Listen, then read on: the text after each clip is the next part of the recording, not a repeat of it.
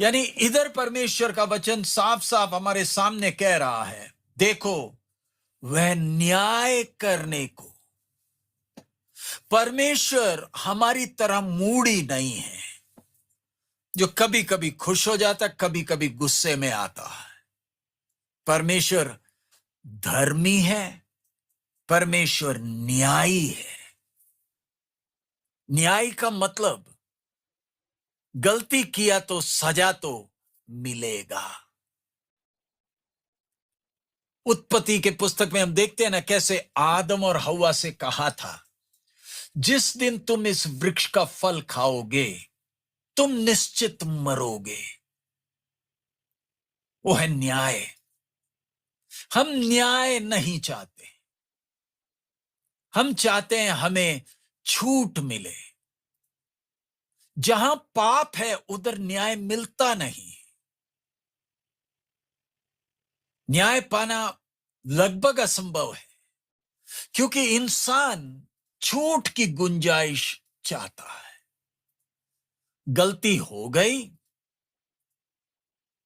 अब मुझे माफ कर दो, मुझे माफ कर दो, मुझे सजा मत दो। यह है पापी मनुष्य की सोच। लेकिन परमेश्वर का स्वभाव, परमेश्वर न्यायी है।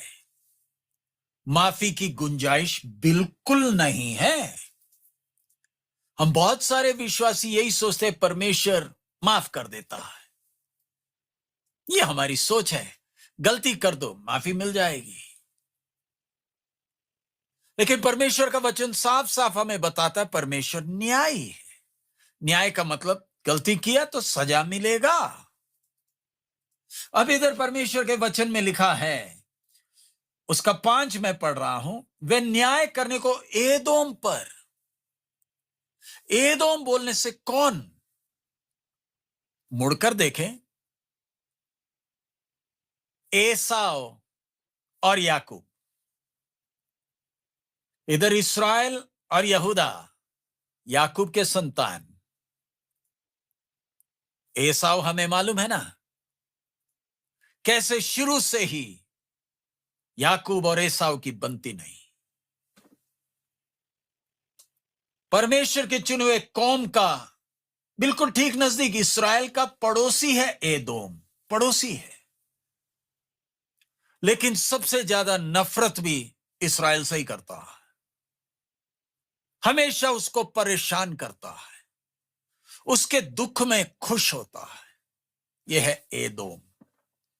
और परमेश्वर कहता है एदोम के ऊपर, यानी संसार के लोगों के लिए, जाति जाति के लोगों के लिए प्रतिनिधित्व एदोम कर रहा है, उनके प्रतिनिधि के तौर पर खड़ा है।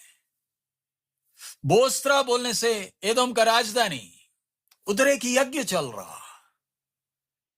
कौन कर रहा है? परमेश्वर। क्यों? सजा तो गिरेगा। गलत किया है तो सजा तो मिलेगा। ध्यान रखें, परमेश्वर का न्याय पूरा होना है तो